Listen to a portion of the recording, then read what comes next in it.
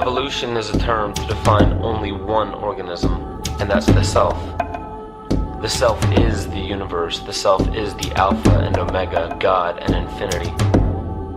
And that's the only thing that evolves, because we are all part of the self.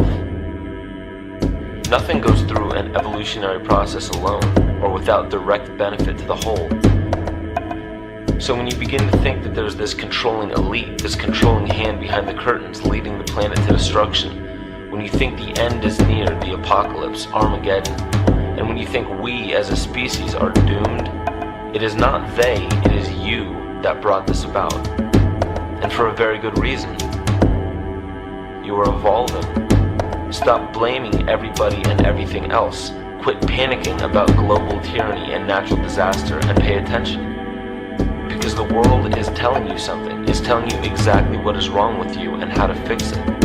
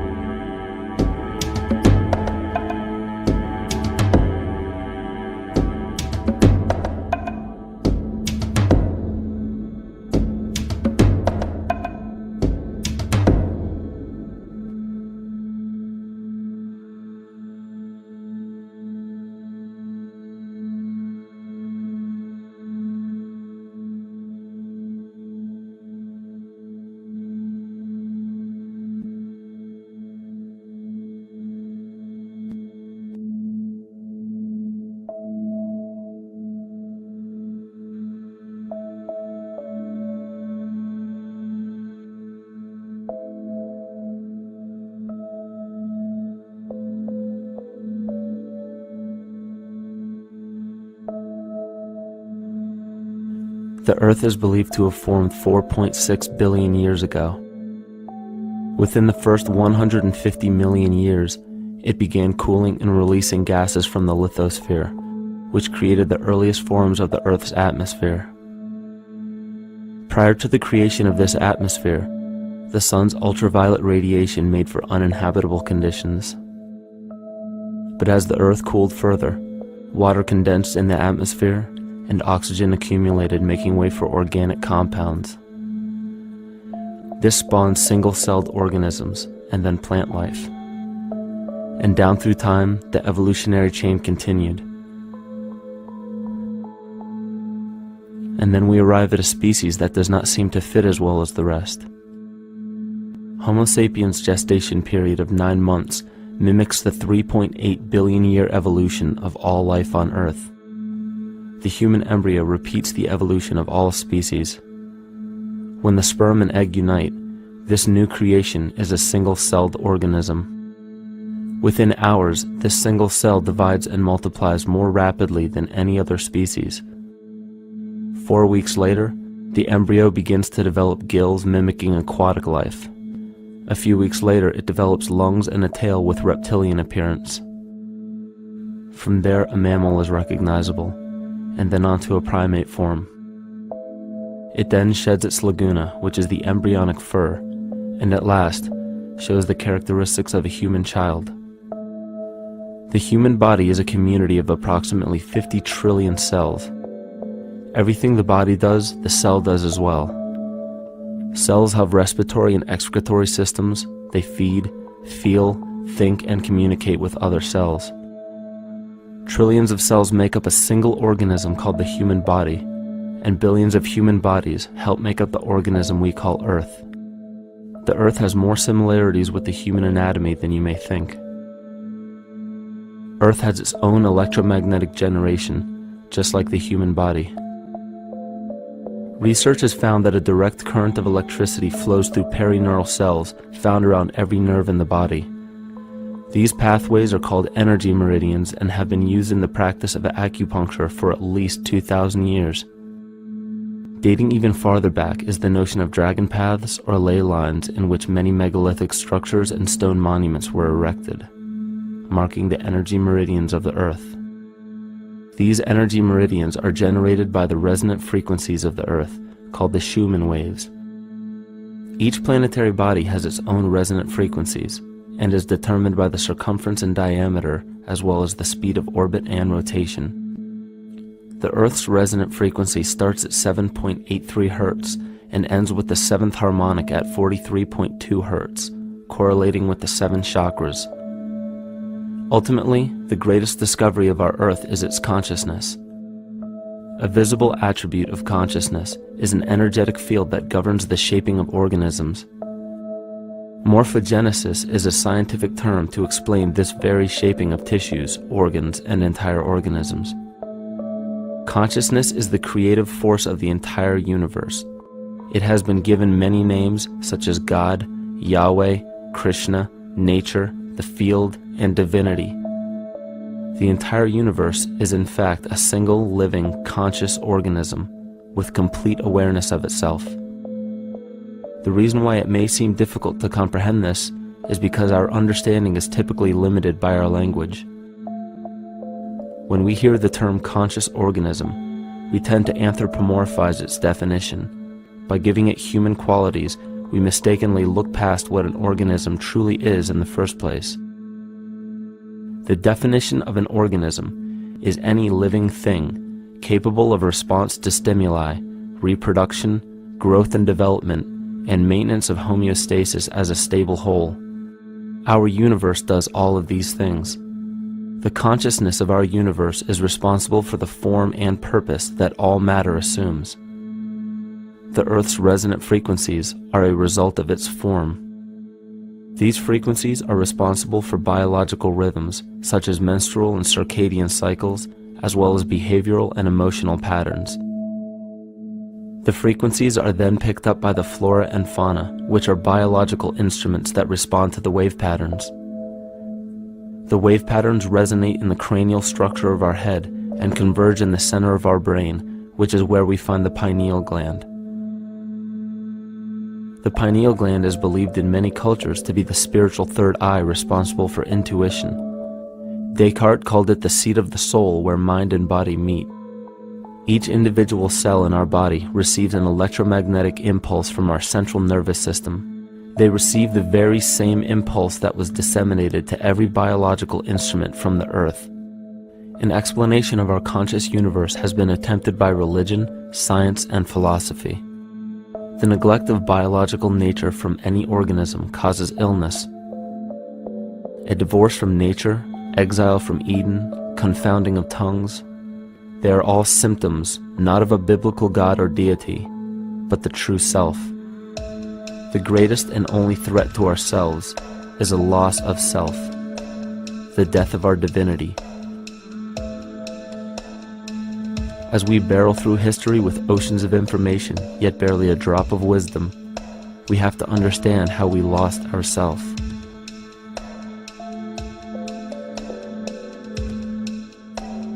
In sacred texts and ancient scriptures left by our ancestors, we find an incredible link between stories of creation, a great flood, the war of the gods, the Messiah dying for the sins of man, end-time prophecies, and similar characters.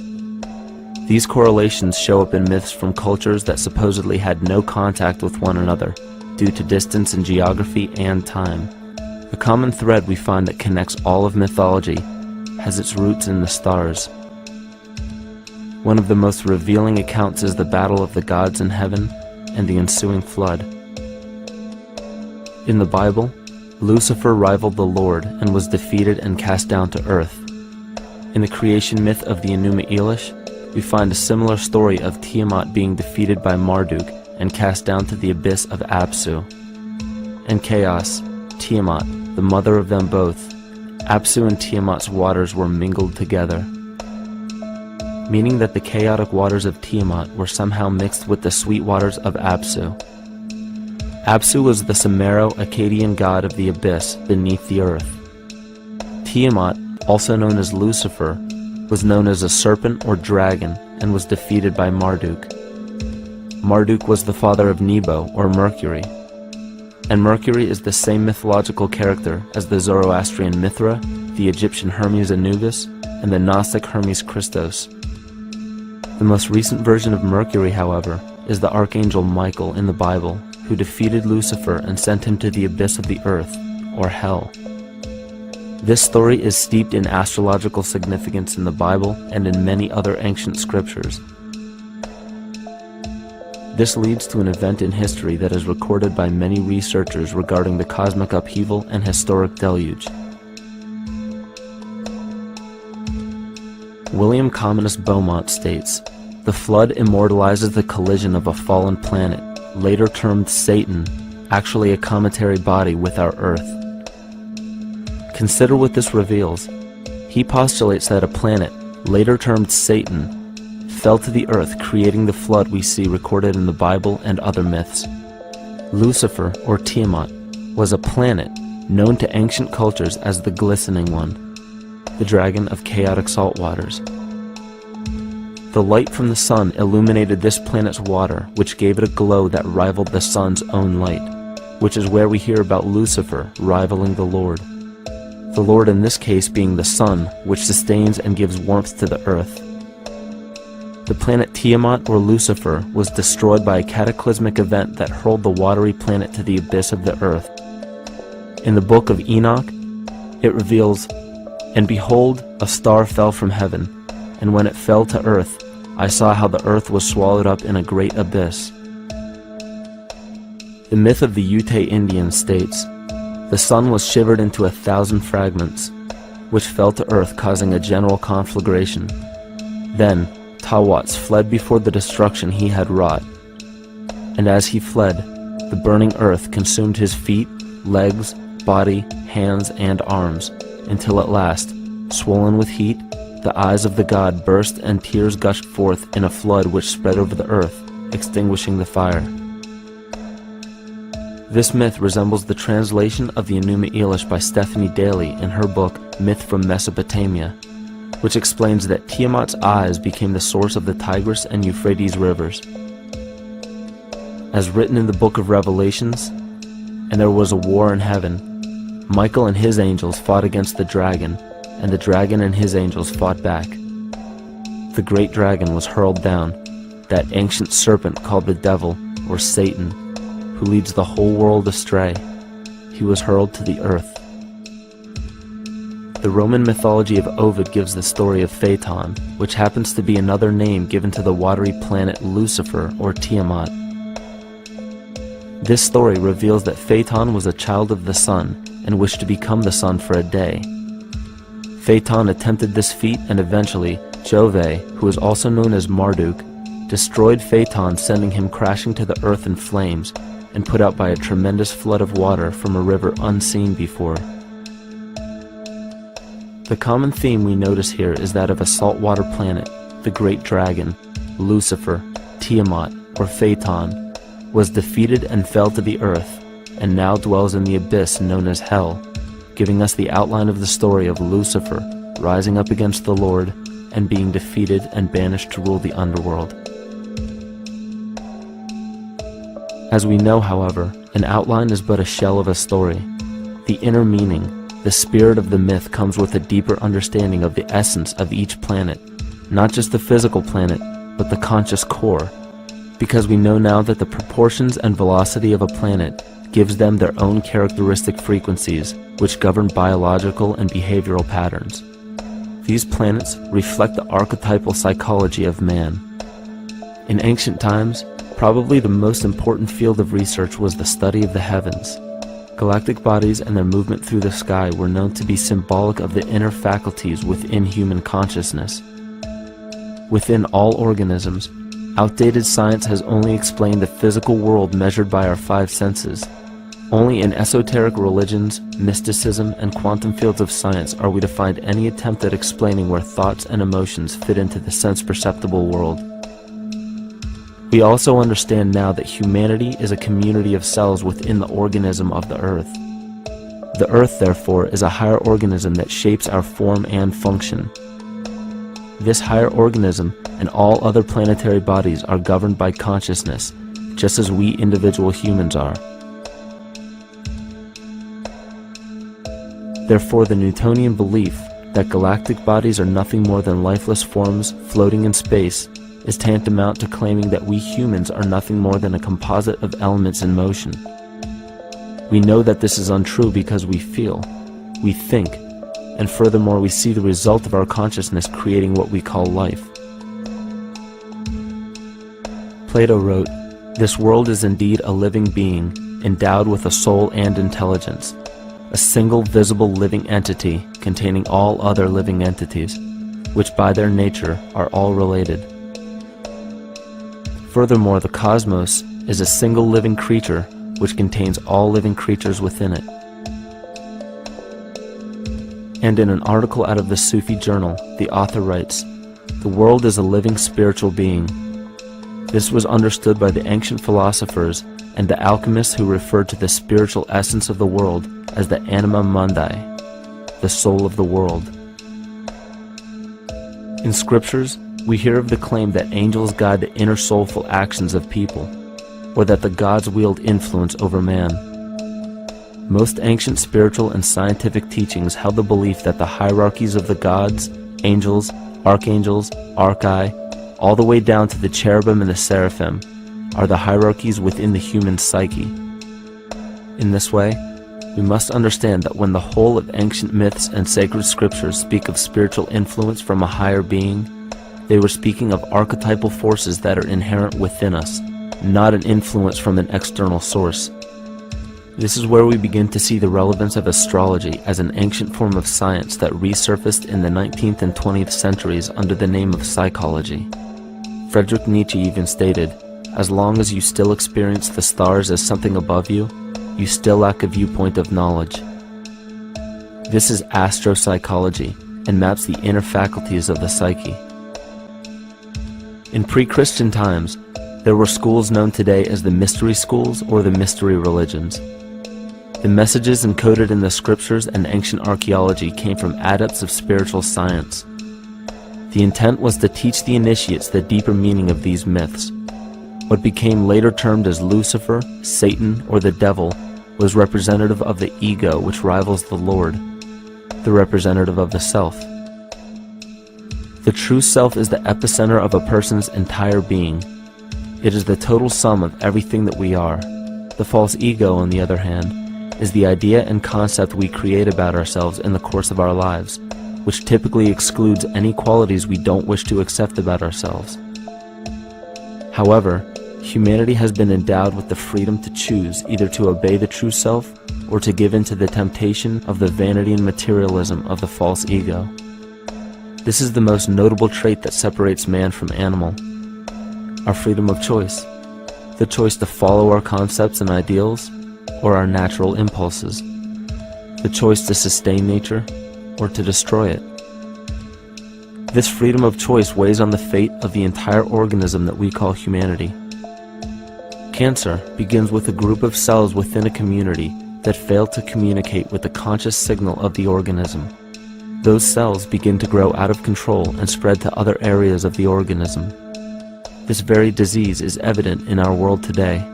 The cancer upon our earth is the domination of our false ego and our divorce from nature. Collectively, among every human, the cancer upon our earth is the domination of our false ego and our divorce from nature. Collectively, among every human, vanity leads to segregation and competition. Competition leads to fear and greed. Greed leads to deceit and immorality. And immorality is the breeding ground for illness, waging war on our earth. Every act of hatred and destructiveness in our world begins with self-hate and self-destructiveness. And it all begins with a breakdown in communication.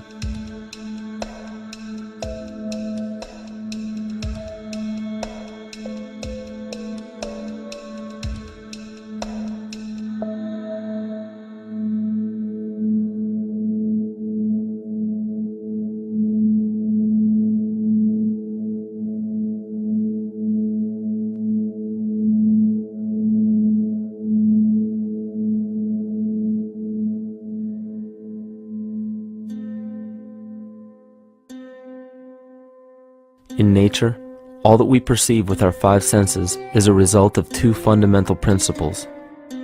Everything in existence is made of a relationship between vibration and matter. Vibration is a masculine creative force countered by matter, which is a feminine receptive force. Thus begins the principle of duality. We see this duality in ancient myths and philosophies, yet only those philosophies and scriptures that were perverted and raped of the original meaning gave the impression that one polarity was good while the other was evil. The original sages, adepts, and shamans taught that both are necessary, and one would not exist without the other. These two important principles come together to form all things in the universe. This is Kymatica. Even language, logos, the communication of any and all things in nature, depends upon this principle. Pete Peterson, in his works Cymatics, The Science of the Future, stated that nature shows examples of Kymatica in everything. This phenomena is found to be one of the prime forces that moves biological evolution along its path. Dan Winter reproduced an experiment to prove that the ancient languages of Hebrew and Sanskrit, when spoken, create a vibratory frequency that moved matter into sacred geometrical patterns. Upon further investigation, Hebrew, Sanskrit, Aramaic, Arabic, and other elder dialects have older roots in a parent language of Gaelic and quite possibly an even earlier origin. In Swami Murugesu's The Science of Mantra, he claimed that when a person chanted specific words in Sanskrit while filming a burning candle, the intensity as well as the color of the flame would change due to the frequency that the word would emit. This same science has been shown to lower and raise blood pressure. And in his own words, certain sounds can affect their circulation and nervous system. Whatever change such vibrations cause extends to the mind of a person and also to the surrounding atmosphere, causing warmth or coolness. All this can be known by study and shown by practice. This rediscovered knowledge of the science of sound shows that sound is something more than mere vibratory signals. Not only does sound interact with life, but it sustains and develops it. It acts as a conduit of conscious intent between people, societies, and entire civilizations. Yet the psychic illness we endure due to the domination of our false ego is reflected in the collective. Our psychological schism has shut us off from communicating correctly with our inner self, which is exactly how cancer cells within the body operate. In the collective, we have created a language barrier between humanity and the rest of nature, acting as a global cancer. Recorded in history, the efficacy of the ancient languages has been severely uprooted. The alphanumeric translation from Hebrew to English shows a complete reversal of the two languages, giving the cymatic effect unnatural results. Dr. Leonard Horowitz stated in his work on DNA, 1/3 of the sensory motor cortex of the brain is devoted to the tongue, oral cavity, the lips, and speech. In other words, oral frequency emissions spoken or sung exert powerful control over life, vibrating genes that influence total well-being and even evolution of the species. A degradation of language in this case is shown to affect biology. If something as basic and important as language can be degraded and devalued to such a degree, yet never questioned, what else might we be missing? Think of an aspect of your life that dictates the limits of your freedom. Government and law enforcement, insurance and pharmaceutical companies, taxes, building permits, driver's licenses, and more. There are hundreds if not thousands of stipulations, regulations, and boundaries on our freedom. And out of the ones that were just mentioned, how many have you researched to find out whether they apply to you or not? Let's look at the forms of law that we currently acquiesce to.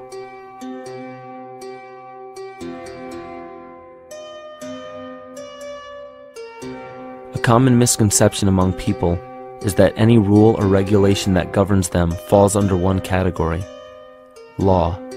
But there are many other forms of law that people abide by without realizing that they simply do not apply to them. Another misconception is that a nation's constitution gives us our rights. A constitution does nothing more than list the rights that we already have. We are born with inalienable rights, endowed to us by our Creator. They are not given to us, and they cannot be given away. The most a person can do with a right is choose whether to exercise it or not. Maritime admiralty law is what's known as the law of the water. It is superseded by civil law and only applies to those who willingly contract themselves into it. The definition of admiralty law is a body of private international law governing the relationships between private entities which operate vessels on the oceans. Let's look at how and why a form of law that is fashioned to govern corporations, businesses, and vessels has imposed its rule over natural human beings. This is all done through a form of word magic. A simple perversion of language has made it possible to convince people around the world that these alternative laws apply to them. One of the predominant beliefs in modern culture is that licenses, permits, registrations, and other forms of documentation are required to operate motor vehicles, use public roads, build structures and establishments, engage in free enterprise, and much more. Sadly, these beliefs are based on little to no investigation whatsoever, and are false. This belief structure is perpetuated by maritime admiralty law. This form of law was originally created to govern ships docking in foreign nations for the import or export of products and resources. It deals with banking and merchant affairs, not civil affairs. When a product is taken off of a ship and brought into a foreign land, that nation takes custody of the resource and accounts for it with a certificate. That certificate marks the birth date of that product in the custody of the respective nation. Think of why it is supposedly required to have a certificate of live birth in the first place. The Barron's Dictionary of Banking Terms defines a certificate as a paper establishing an ownership claim. So right there, we notice that everyone with a birth certificate is defined as being owned. People are used as collateral with other nations because the U.S. is bankrupt. The United States declared bankruptcy on March 9th of 1933. At this point, the U.S. began taking out loans from a private, non-government affiliated corporation called the Federal Reserve. With no money to pay back the loans, the United States began using the citizens as collateral. All birth and marriage certificates are literally warehouse receipts. Just look at the similarities of warehouse receipts and birth certificates. Both document the date of issue, a serial number, registration number or receipt number, a description of the product, and an authorized informant to notify the appropriate government agency. With all of this information being readily available, the majority of people are unaware of their involvement with maritime admiralty law. This is possible through the manipulation of language. This admiralty law changed the meaning of the word person from a natural living person to a corporation. Driver's licenses, vehicle registrations, auto insurance forms, building permits, gun permits, work permits, tax filing documents, birth and death certificates, traffic citations, and many other forms of documentation that were once believed to be absolutely necessary only applied to persons or corporations. Upon signing such a legal document, you are indirectly waiving your rights under the Constitution and lowering your status to that of a corporation that is created with the same exact name as you. The only way to reconcile your true name from the name of the corporation is to take notice that the corporation has its name in all capital letters. This is known as capitis diminutia maxima. You may take notice that your driver's license, birth certificate, social security card, insurance cards, and more use all capital letters to legally represent the corporation with your name, not you. The corporation is known as an artificial person, whereas you, the human being, are known as a natural person. This deception goes even deeper when it comes to the courts that we attend. When showing up to court, you will notice that there are seats for witnesses behind a wooden fence or barrier. The defendant must cross through the entrance to the other side of the barrier where the plaintiff and judge sit. This act symbolizes the boarding of a ship. At this time, business can be conducted in maritime admiralty law. The judge, acting as captain or banker, is responsible for settling the balance between the two sides. This is why there is always a monetary value involved in any court case. The captain is simply dealing with banking and merchant disputes. Once the balance is paid, the case is closed. To turn the court case away from admiralty law where your rights are not protected, you must avoid agreeing to represent the artificial person. This is done by stating that you are the natural person. You don't have a first or last name because those imply corporate title. In a court case, you may state that the court takes judicial notice of your honor's oath of office. Every judge must take an oath of office to practice law, yet you must make it clear to the court and the jury that the judge is acting as judge and not banker. Remember that you are a natural human being of the earth. You are not governed by anything but your own consciousness. Laws are created within a society. The society that created the laws we see being enforced today is called the Law Society. Yet the most beautiful part of this entire deception is the fact that we are not part of the Law Society, so their laws do not apply to us. Judges, lawyers, and law enforcement officers, they're all part of a society. Within that society, they've created their own language that's deceptively similar to English. They have these little things called statutes, acts, and regulations that seem like laws, but they really only apply to those within their society. So that basically means all the traffic violations, minimum age requirements, and everything except for damage to another person or their property doesn't really apply to the natural person. Laws only apply to those within the Law Society. The game being played is an illusion. You can simply choose to open your eyes and reclaim the freedom that you were born with, bound by nothing but the limits of your imagination. These are just a few examples of assuring that your rights are being protected. By far, the most important line of defense against this deception is to be aware of the perversion of language, and be absolutely aware of how you form your beliefs and concepts.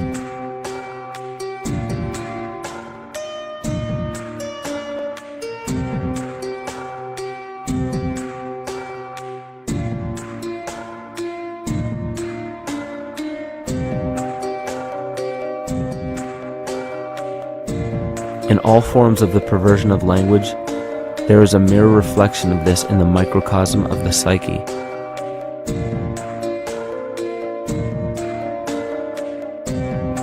And the problem I see with humanity today is we don't truly know ourselves anymore. We have the 9-to-5 job, we have the house, the children, the bills, the television, the hobbies, and the errands that we run every single day, and we eventually begin to believe that this is who we are.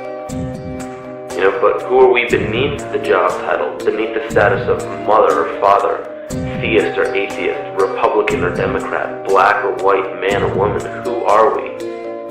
Who are we deep down inside? We don't know, because every time we hear an answer that we don't want to accept about ourselves, we deny it. We'll pass it off and project it onto somebody else and judge them for it. This is repression. And we see what repression can do to us on an individual level, but what about on a collective level of humanity? What happens when the whole world refuses to see what they truly are on the inside?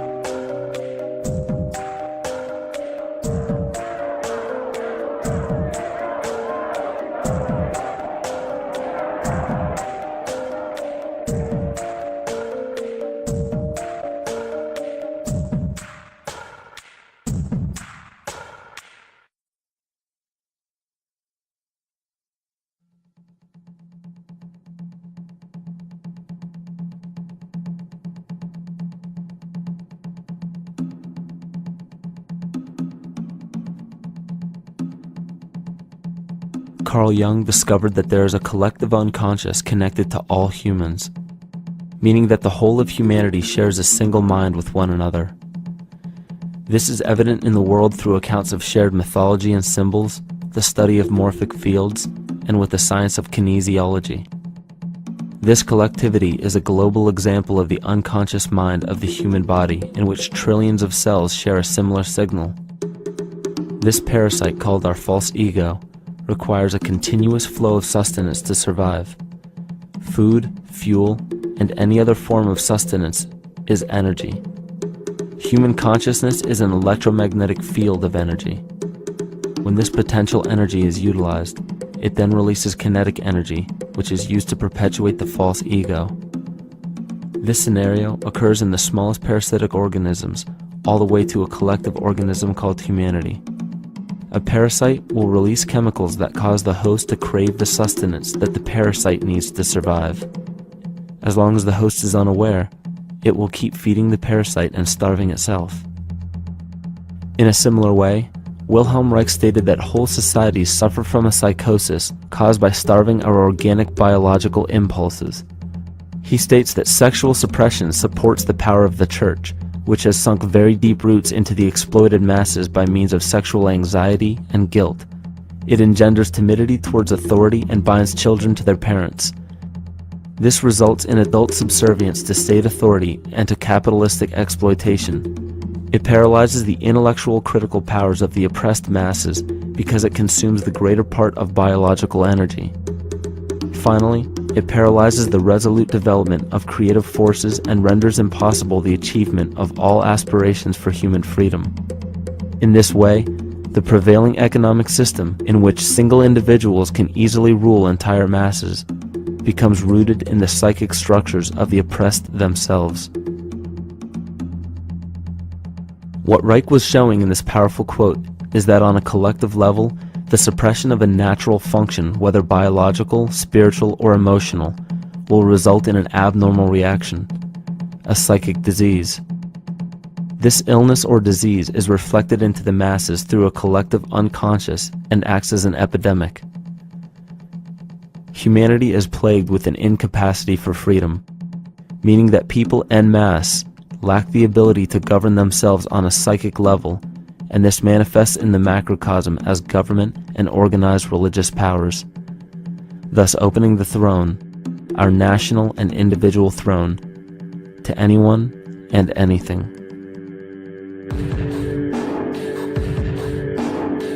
Enter the infamous rulers of the earth, the patriarchs of civilization, political, social, economic, and spiritual dictatorship, psychic tyranny.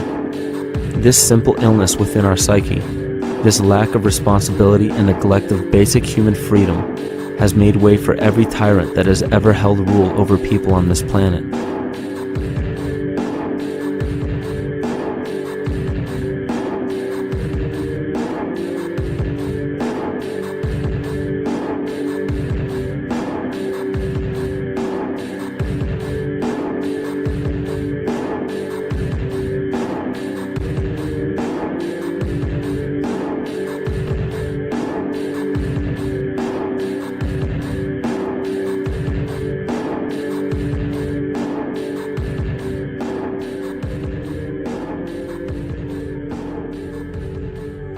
But these oppressive tyrants that are demonized by the masses are no different than us.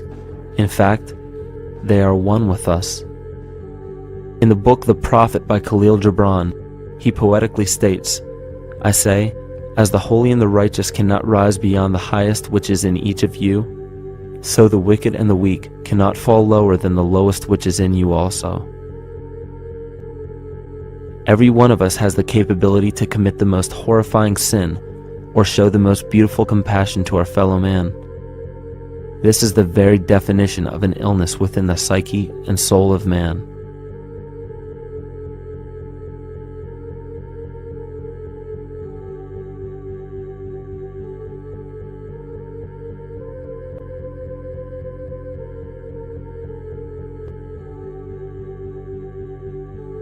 Think of any position of power that you believe to be above you. Royal families, government leaders, the United Nations, financial organizations, corporate monopolies, and media juggernauts. These are all facets of our false ego. They are the physical advent of our own sickness. They require our conscious participation, our conscious energy to survive. Because without our cooperation, without supplying them with the sustenance of complicity, they starve. Their very nature depends on our desire to be ruled, and a typical symptom of the illness among humanity today is our continuous denial of our illness, repression, We consistently repress those qualities we choose not to accept about ourselves. This is why it is so difficult to see the false ego and its multiple manifestations for what they truly are.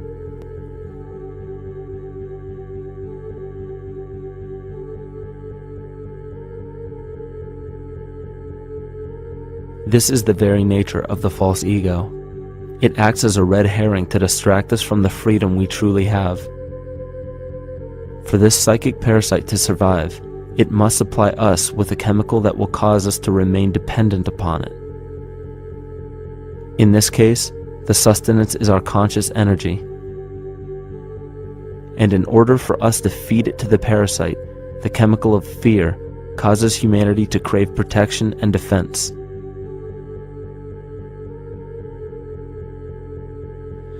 The functions of the body to survive can be broken down to two basic functions for any organism to survive. You have to be able to grow, maintain yourself, take care of your biology, but you also must be able to protect yourself, so that if you're just growing and you can't protect yourself, you'll become food for something else. So the survival involves a balance between growth and protection.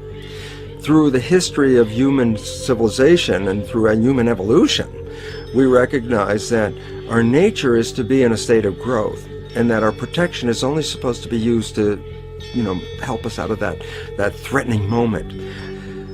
You can't be in growth and in protection at the same time. So the significance is, when we see a need of protection, the stress hormones in the body shut off the blood vessels in our viscera or gut, which is the part of the body for growth. Well, the issue is, if you took the blood from the viscera and moved it out to the arms, then you left no blood in the viscera. That means no growth. But you're ready to fight. And when your fighting is finished, then the blood returns back to the viscera and you grow again. But in the world that we live in today, it's 24/7 fear.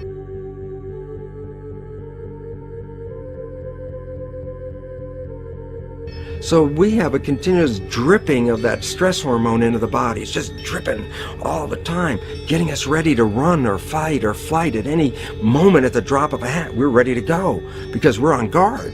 Well, the problem is, what does that mean about your allocation of energy?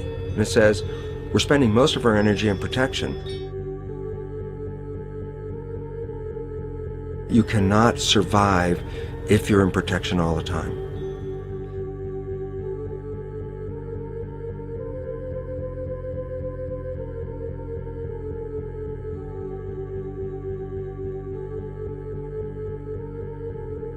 And if the parasite can control the nature of the fear, it can then create a fear among us that only it can defend us against. A recent physical manifestation of this comes from Zbigniew Brzezinski, former Secretary of State who also supported President Barack Obama. In his book, The Grand Chessboard, he states, as America becomes an increasingly multicultural society, it may find it more difficult to fashion a consensus of foreign policy issues, except in the circumstance of a truly massive and widely perceived direct external threat. Even the Reichsfuhrer of the Nazi Party, Hermann Göring, sums up this game of supply and demand perfectly when he stated, "The people can always be brought to the bidding of the leaders." That is easy. All you have to do is tell them they are being attacked and denounce the peacemakers for lack of patriotism and exposing the country to danger. It works the same in any country. It also works the same in every individual psyche. Just remember that the false ego has only one desire: to become greater and more powerful than the true self. This illness causes us to believe that we are separate from nature. This is why we see such a rise in the dependency of technology. This is why we see such little stewardship for the earth and the environment. And this is why we see bigotry, racism, sexism, and every other form of discrimination possible that leads to crime, violence, wars, and eventually, the global destruction of the organism. This endless state of fear, confusion, and segregation our world seems to live in is a symptom of the false ego creating a false threat.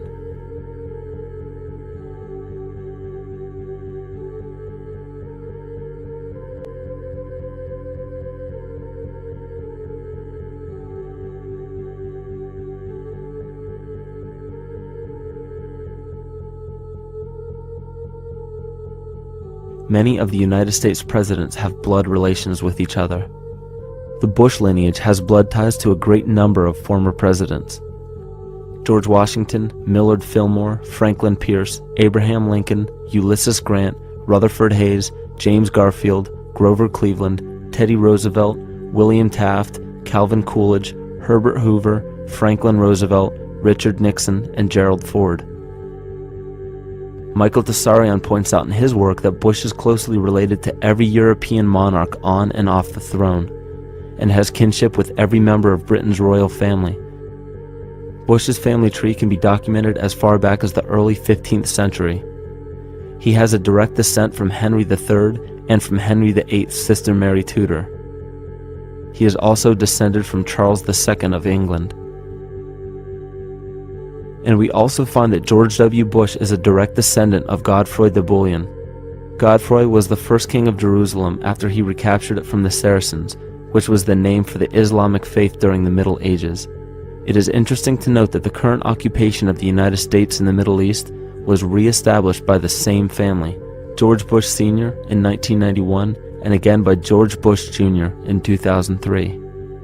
George Bush Jr. is then found to be a cousin to both opposing candidates of his 2 terms in office, Al Gore and John Kerry. Democratic President Barack Obama also has blood ties with George W. Bush, as well as Gerald Ford, Lyndon Johnson, Harry Truman, James Madison, and the British Prime Minister Sir Winston Churchill. On the opposing side of the 2008 presidential ballot, John McCain is descended from Robert the Bruce, King William I of Scotland, and also Godfrey the Bullion. Probably one of the most interesting facets of the bloodline relations is the fact that the whole British royal family has descent from the Muslim prophet Muhammad through the Arab kings of Seville. This bloodline was passed through the kings of Portugal, Castile, and eventually down to King Edward IV. This is a very, very different story from what you hear the media pumping out every day, being this idea of lineal superiority. It's completely debunked according to the foremost authority of aristocratic lineage, Burke's Peerage. And this just goes to show that there's the true story, and then there's the manufactured illusion, the front that's given to the public.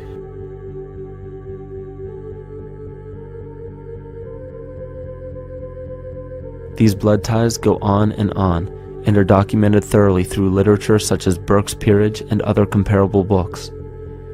The point of all of this is that we find not just the same people, but the same intent within the people who have held high positions of monarchy, dynasty, aristocracy, and democracy in the past and present, and they are all related by a physical and symbolic link.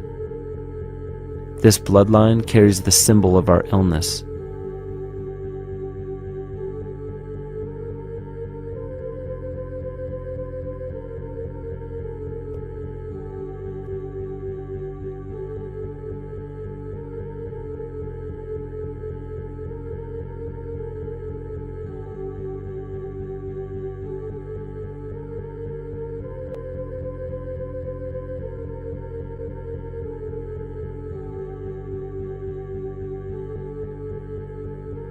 The symptoms of our psycho-spiritual illness are the wars, terrorist attacks, artificial or man-made disasters, and leader figures.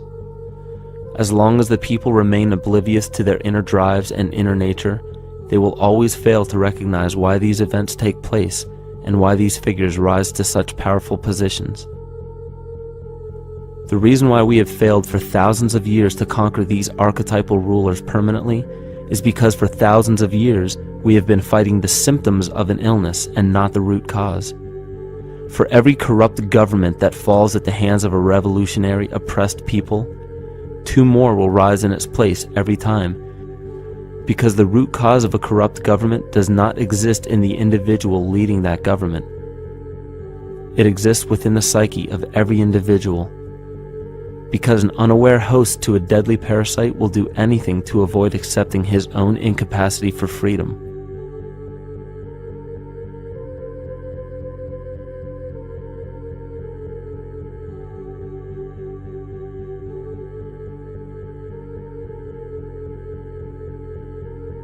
We are so bereft of sanity in this world, that those few who simply stop projecting onto others and begin facing their own demons are seen as neurotic.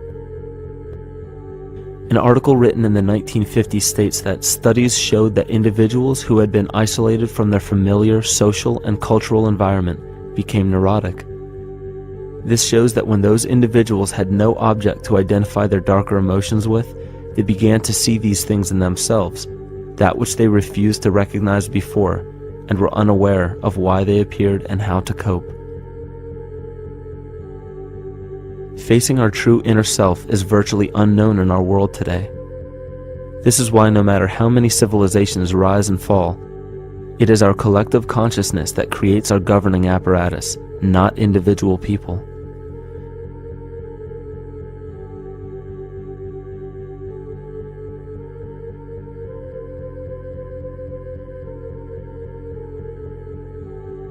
And after countless attempts, you would imagine that people would realize that a physical retaliation may not be the solution. Yet here we are, thousands of years later, with technology that can clone DNA, vehicles that can break the sound barrier and probe the depths of space, and science that can overcome almost any sickness. Yet we still fail to take notice to the importance of thoughts and consciousness. This is the very definition of insanity. And every single one of us is responsible for this psychic epidemic, because we're killing the messenger and paying no attention to the message.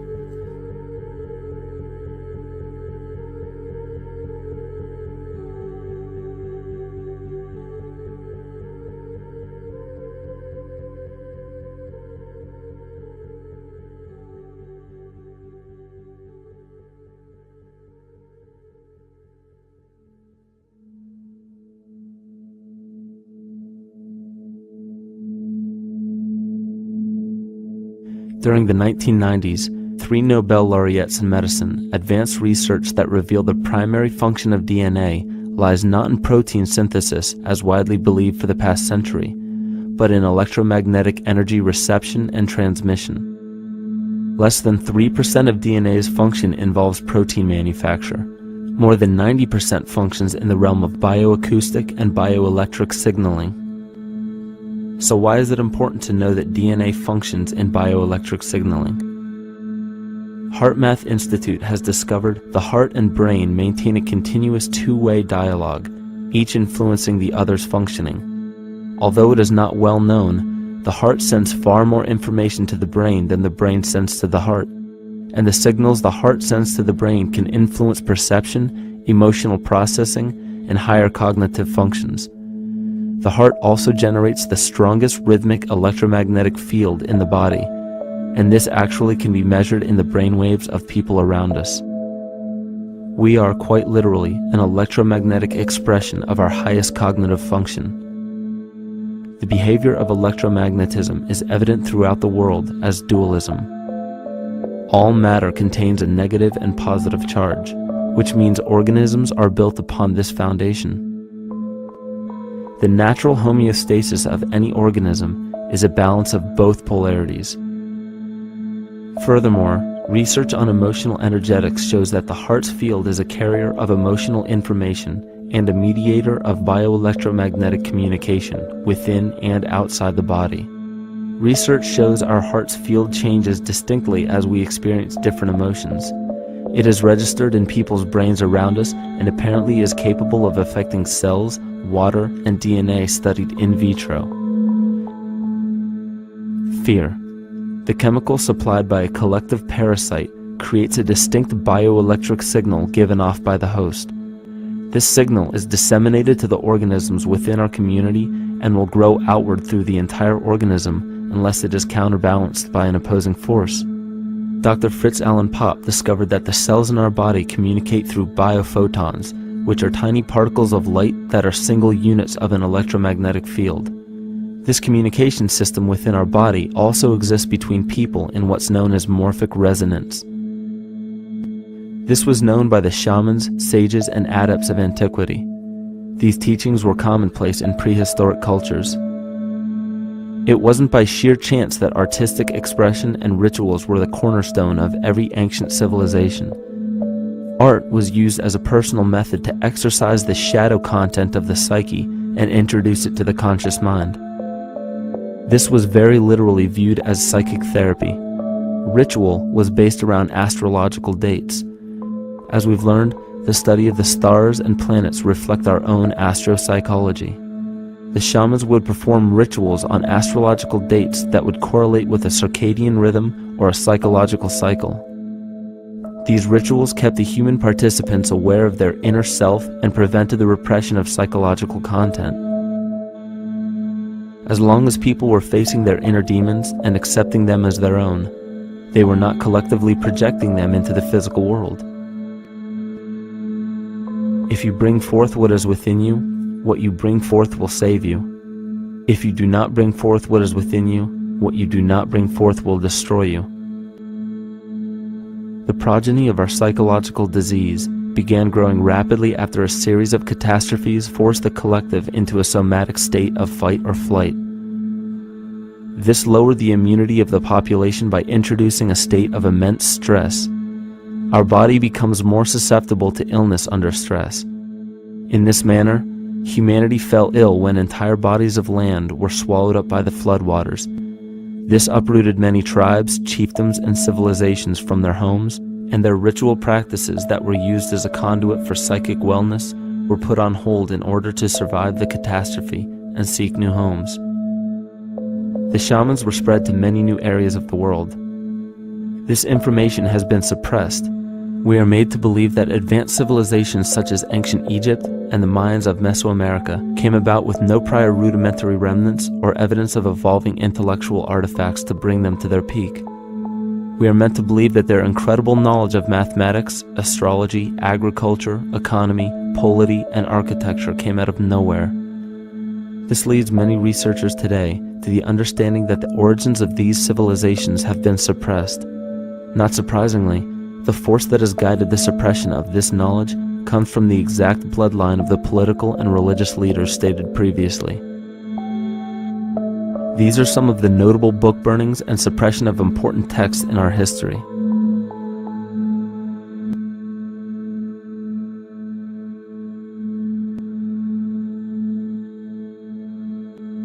Yet after all of this suppression, there are still remnants of the dispersion of elder civilizations in nearly every country.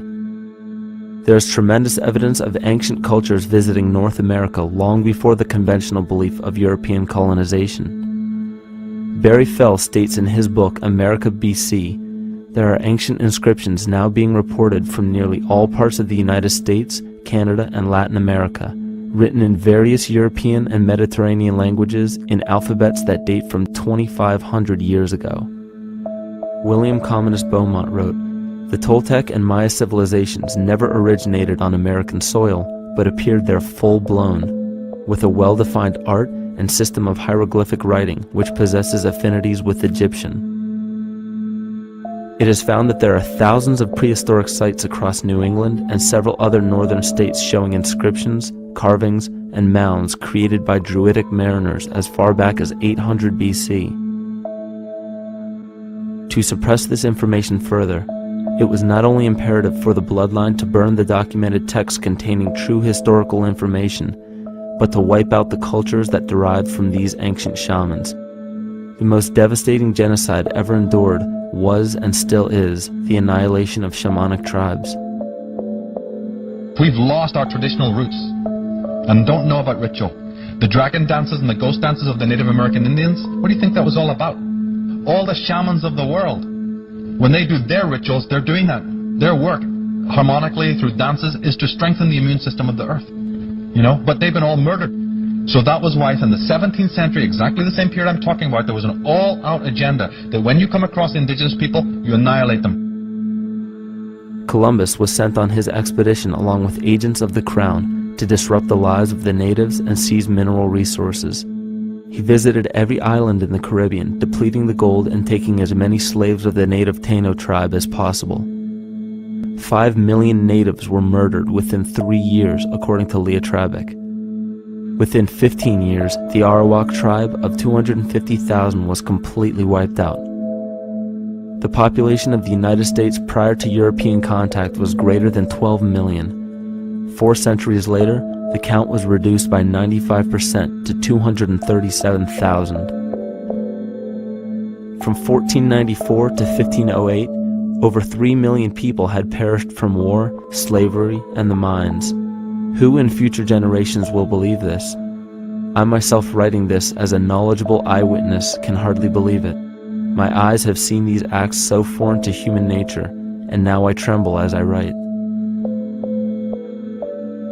Another agent of the false ego bloodline was Hernando Cortez, who decimated the Aztec tribe and plundered their mineral resources. This again was the case through Cortez's second cousin, Francisco Pizarro, who conquered the Incan Empire in Peru.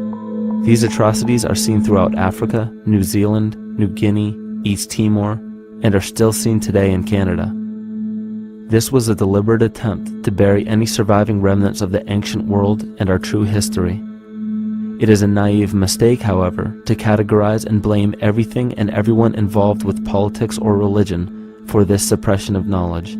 It is only natural for people to crave spiritual understanding when there are so many manufactured missing links and perversions in the spiritual text today. And due to this void of spiritual wisdom, honest and moral people who are simply trying to understand their place in this world become the prime consumer market for those who wish to exploit this vulnerability. To have enough power to run our own lives, basically.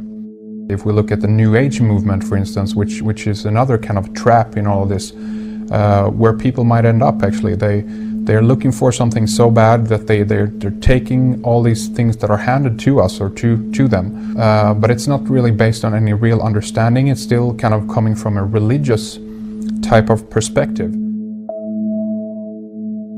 People are genuinely seeking something new. They're genuinely seeking a new type of spirituality, or to better themselves, or to change something. But this is being hijacked, and what they actually do is that they lead you into another type of group mentality or new age religion, whatever it is, and people still are not able to kind of really break free from that and follow their own journey or their own path, which I think is very important in all of this.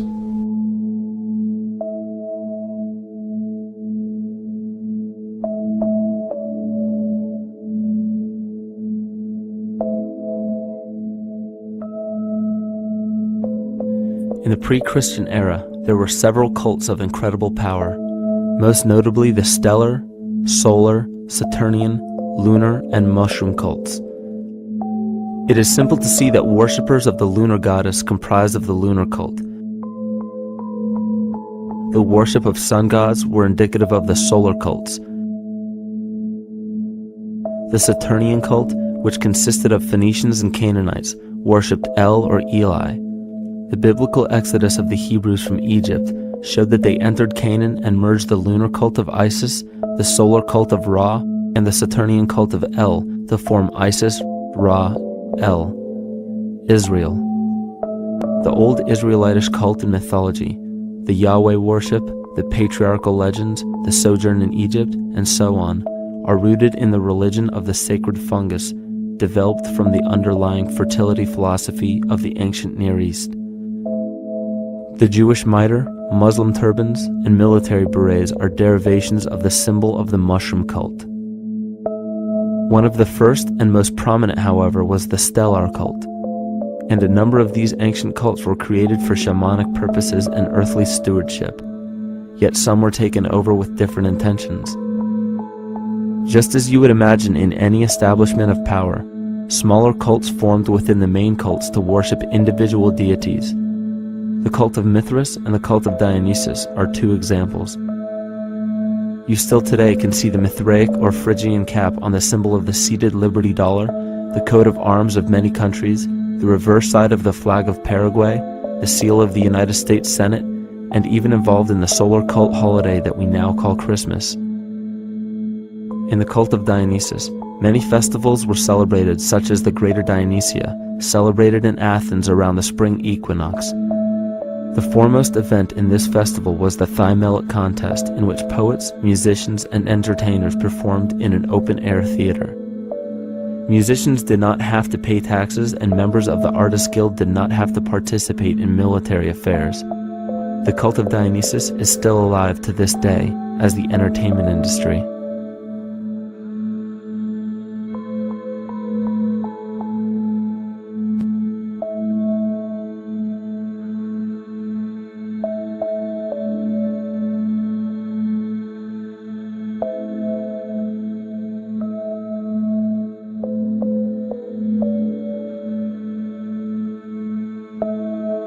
These cults still exist in many important positions of power throughout the entire civilized world.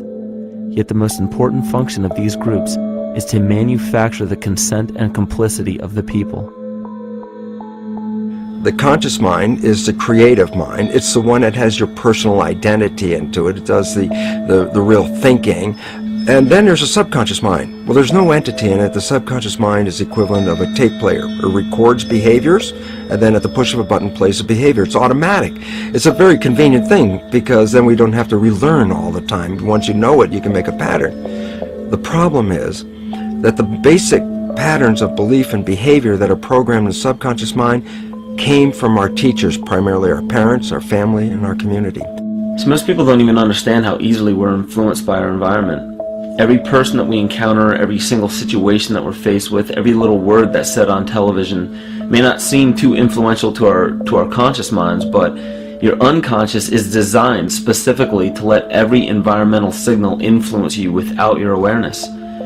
So the question is, are we leading conscious or unconscious lives? And now neuroscience has told us in the unfolding of our lives, only 5% of our life is controlled by our conscious mind, and 95% of the time controlled by the subconscious with programs from other people that were installed in there. And the problem is, it means when those programs are playing, we don't see them. And the skeptics will sit there and say, consciousness, archetypes, astrology? No. We create things with our hands, not our minds. Archetypes aren't physical. They can't influence me. But when you think of the fact that we're only conscious of this small little fraction of our behavior, what we don't realize is that entire countries, entire civilizations that think they're free and independent, but are unconsciously too afraid to be free and independent, they will beg to be governed. And if they can't do it themselves, who do you think will consciously or unconsciously take that responsibility? It usually ends up being that strong, masculine, animus archetypal figure. When we think we're in danger, we're not looking for our mother to nurture us. We want our father to protect us. And right on cue with the age of fear, this age of catastrophe, the age of this parasite, we see masculine domination. And one of the primary conduits for giving our responsibility and our conscious energy away is money. We surely don't want to admit that our dependency on money is flawed, because that would imply that the fault is our own. And God forbid we take responsibility for our lives, so we blame the money. This is the cornerstone of the entire illusion being built around us by the false ego. Money is said to be the root of all evil, yet it cannot be evil because money is only a symbol. Symbols carry only the faith and spirit of the observer. This means that the symbol of paper money evokes and surfaces the evil intentions and inherent flaw of our false ego. Money only exists because we agree to accept it as valuable. And to further illustrate our incapacity for freedom, we've given the control of our faith-based money to a private corporation instead of the federal government. There is no law stating that we have to use Federal Reserve notes as currency.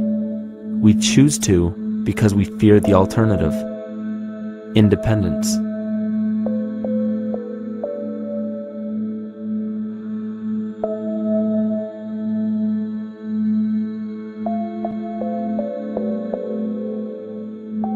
But it's not even really about money, it's about energy, because money is simply this material thing that allows billions of people to crave just one thing and put their energy into the same thing.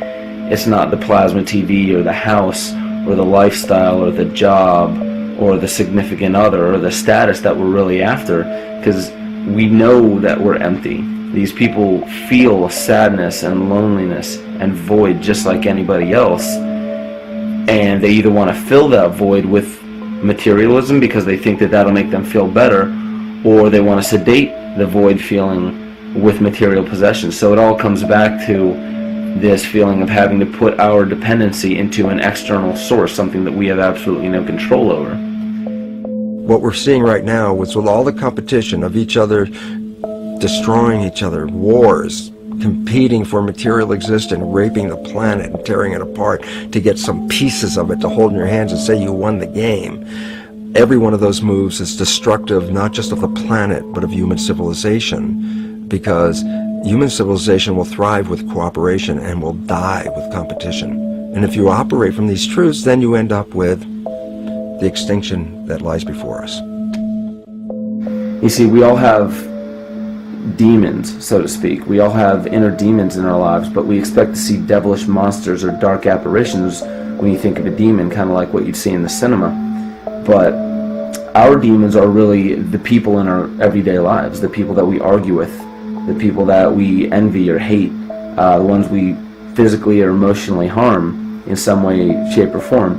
And it's not because we envy or hate qualities in these specific people as much as we hate the fact that they remind us of ourselves. They reflect qualities about ourselves that we wish we had more of, or that we wish we didn't have at all. So what do? We alleviate that pain not by fixing or fighting our own demons, but by harming the people that remind us of our demons, by harming the people that remind us of the things that we don't like about ourselves. And when we become frustrated that we're not in control of our emotions because we don't really know what's affecting our emotions, we take it out on others. We take it out on absolutely anything else that can show us or act as a catalyst for our hatred. And so we do the same thing to animals. Animals are perfect because they can't defend themselves. And it's a perfect catalyst for our inner aggression, our confusion, our hatred. Just take it out on something absolutely helpless.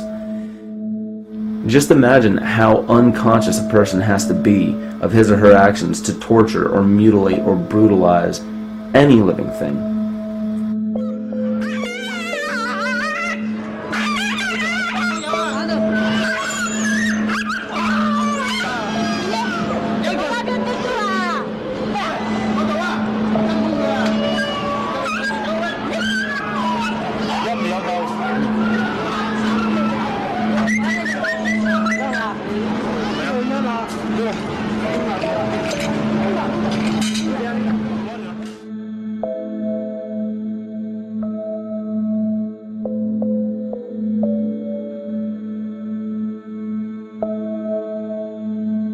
It goes down and he'll be here and we can, ouch, come on. Ooh, he bit you. Look at his tail.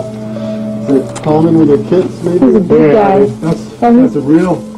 Think of the lack of compassion you must have towards life in general to be able to feel no semblance of sympathy towards entire populations, let alone just individuals or individual animals, entire populations of species that are bred specifically for the purpose of commodity.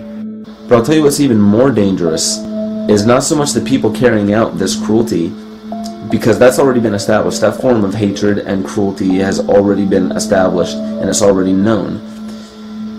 What I'm really worried about is the people who are against inhumanity, the people who are against animal cruelty and feel self-righteous enough to think that it's justified to inflict harm or even wish harm on these people. Because those are the people who take unconscious cruel behavior to a whole new level of conscious cruel behavior that's perfectly acceptable in their minds, because they feel that it's their job to bring other people to justice, like they're an authority figure of some sort. Those are the people who will have a much harder time figuring out why they harbor so much inner hatred and resentment. They don't seem to realize that it's just another form of this same exact hatred. So to keep from facing our inner demons consistently, what do? When we begin to realize, hey, wait a minute, maybe it's not alright to inflict harm on any other living thing, then the ego has to come up with a more esoteric form of cruelty to trick us into displaying the same form of self-hatred, the same indignant attitude, but just in another way and towards another group of people. But the emptiness will always find a way back in, and people will always start to feel restless again, no matter how many times they transfer blame to yet another person or yet another group. We need chaos in our lives. We crave destruction. We beg for catastrophe. Because if we don't have these things to act as a form of exorcism or a catalyst for us, we start to notice these things in ourselves, and that's what we don't want. You see, we can deal with wars, we can deal with terrorism, we can deal with stock market collapse and economic collapse. We can deal with these things, but once we start to notice this chaos within ourselves, that's what we're really afraid of. We'll take 1,000,000 September 11ths over one moment of true insight towards our self-hate.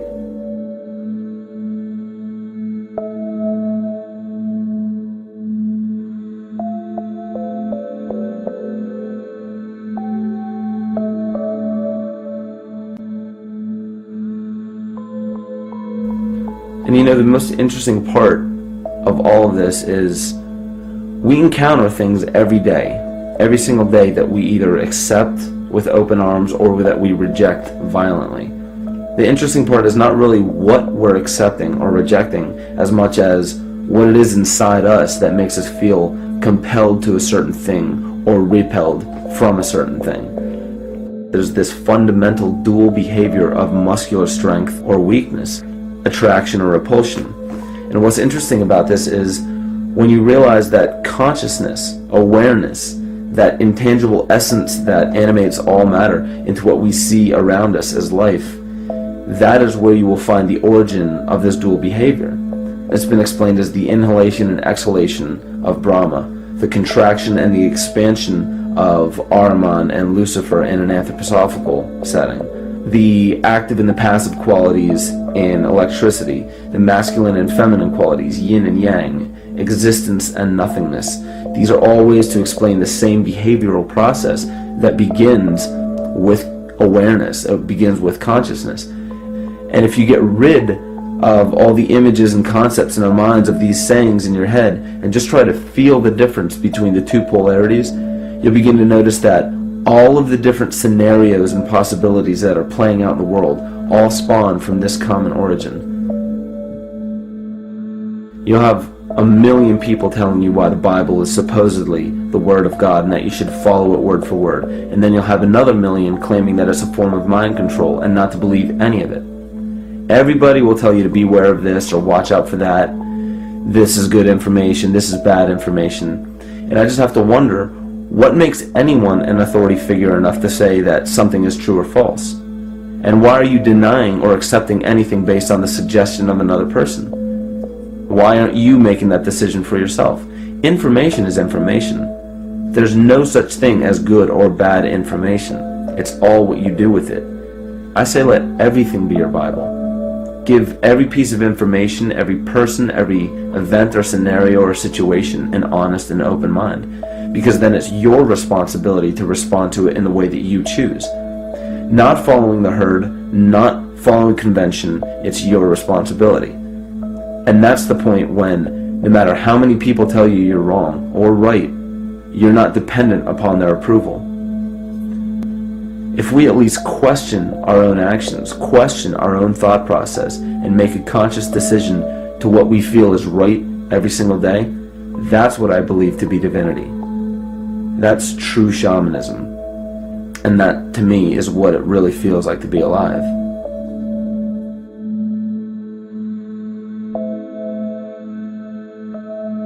In this conscious, living universe, there are no laws of nature, just habits. There is nothing external to the universe to enforce a law upon it. The illusion of a fixed law of nature is only the result of there being no need for that habit to be broken. When habits need to be broken to ensure the survival of the organism, we see this event in nature and call it evolution. The collective mind shapes our evolution. And a great example of this is the experiment done by John Cairns in 1988. His team put lactose-intolerant cells in an environment with only lactose for food. Under a law of nature, every one of these lactose-intolerant cells would have died. But surprisingly, they all survived. Every one of them understood the problem that they were facing and replaced the defective lactase enzyme with a functioning one to utilize lactose for food. If a cell has the ability to decide how and when to evolve because it's facing extinction, then anything can. The existing beliefs are that a human body is a biochemical machine controlled by genes, and therefore the behavior, emotions, and character of our biology, our health, our lives are controlled by genes which we don't control. So this is what we taught people. You're a victim. Genes control your life. You didn't pick them. You can't change them. The genes you end up with program what's going to happen. My experiments on stem cells, which I started in 1967, I'd isolate one stem cell, put it in a petri dish, and then it would divide every 10 hours. So I took all the cells, split them up into 3 groups, and then just put them in 3 petri dishes. And then I changed the growth medium, the constituents of the environment, in each of the 3 dishes. In one dish, the cells form bone. The second dish, they form muscle. And a third dish, they form fat cells. What controlled the fate of a cell? And the first thing you have to say is, well, wait, they were all genetically identical when they were put in a dish. So obviously the genes didn't control it because they all had the same genes. What was different was the environment. And all of a sudden in my career, it said, oh my gosh, here I am teaching genes control life, and the cells are telling me genes respond to life. And since you can control the response, you can control your life. It's how you read the environment, how your mind perceives the environment. And if you understand this, then you could lead yourself to the most wonderful expression on this planet, to be fully alive and fully healthy, just how you respond to the world.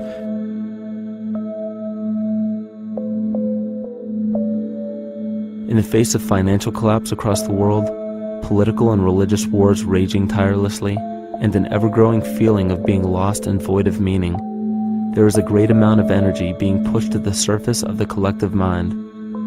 Evolution does not come about gradually.